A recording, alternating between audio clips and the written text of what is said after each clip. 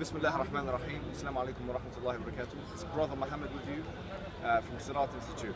Now, I wanted to quickly go through the news that came on, go through the commentate on the news that came on about the Birmingham parchments, the Quranic pages, the ancient pages that were found in Birmingham University, were on the shelves of the library for many years and went unnoticed. Now, firstly, I just want to say these are interesting parchments and very interesting historical pieces. And certainly, this is going to change the way many Western academics think about the Quran in particular and the historicity, basically meaning the validity, the historical validity, validity of the Quran and Islam and that kind of stuff. And so it's good in many ways and it's very interesting in many other ways.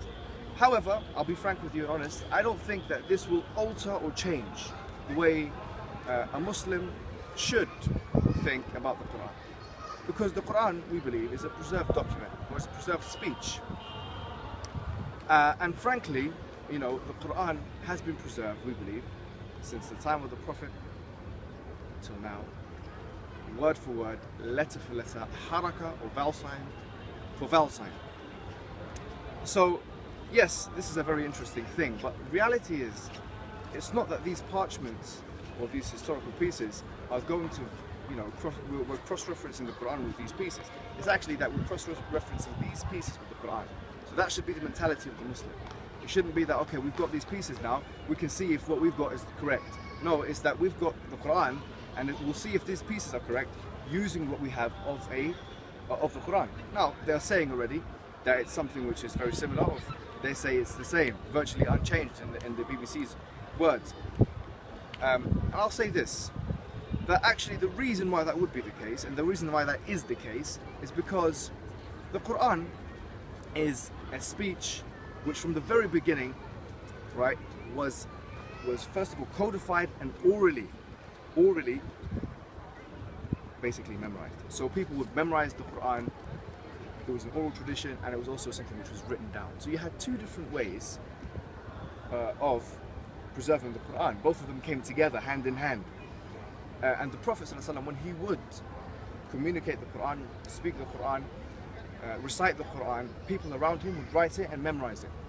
He, in his lifespan, recited the whole of the Quran, from Fatiha to Nas, from chapter 1 to chapter 114.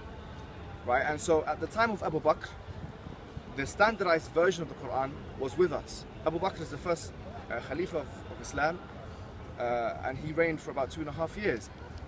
That time basically had the Quran as a standardized document with us, and we knew, and we know from history, that actually it wasn't one point of reference. So it wasn't just one person who came from a historical perspective trying to write the Quran.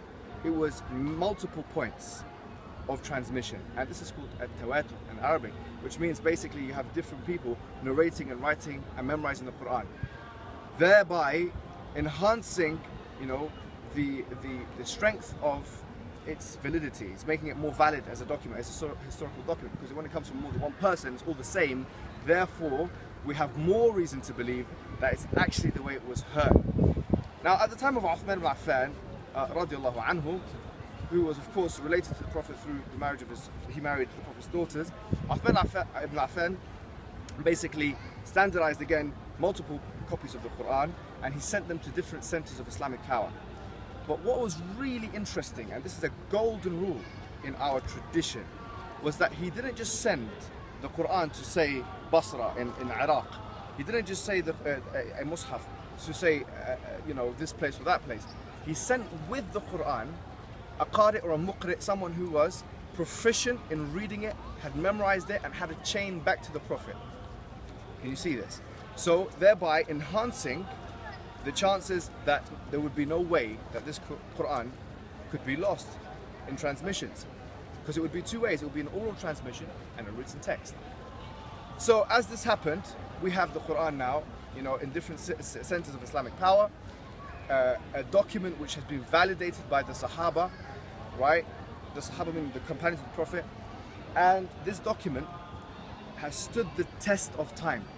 And so therefore what we had then is what we have now, and that could be conclusively said, right? And just to touch on another point, which is a very important point,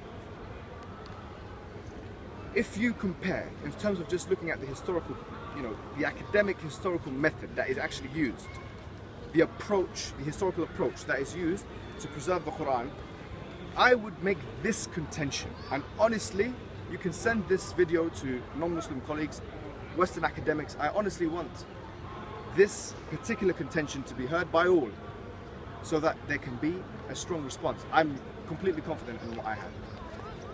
That, my contention is, there is no ancient document, the age of the Quran, or older, or younger, but we're talking about that kind of ancient document, that has ever been preserved in that kind of meticulous, rigorous, thorough way. If we look, for example, at the New Testament, you have Matthew, Mark, Luke, and John. And I'm not saying this, honestly, if it's a Christian listening to me, I'm not saying this to be polemical or debative. I'm not trying to be like that. But if you look at the New Testament, you'll realize that that book has Matthew, Mark, Luke, and John, no chain of transmission. We don't know who Matthew was, Mark was, Luke was, or John was. We don't know who they actually were, when they were born, when they died. The same cannot be said about the chain of transmission of the Quran. We do know exactly, in the early chain, exactly who was in those chains, when they were born, when they died. Everything about those individuals that we need to know in order to see if they are valid scribes, valid people that can actually write the Quran. This is, again, something which is unbelievable. And the reason why the Quran, there's only one version of the Quran, and not multiple different versions of the Quran which contradict each other, as you find with other scriptures. And I'm not trying to be polemical to our Christian viewers. Honestly, I'm not trying to be. But this is just the academic reality. So please look into the preservation of the Quran, because I would say this is one of the biggest miracles of the Quran. Allah subhanahu wa ta'ala says in Surah Al-Hijr, which is chapter number 15, and verse number 9, it says, إِنَّا نَحْنُ نَزَّلْنَا الذِّكْرَ وَإِنَّا لَهُ لَحَافِظُونَ. Certainly we have sent down the reminder, and certainly we will preserve it.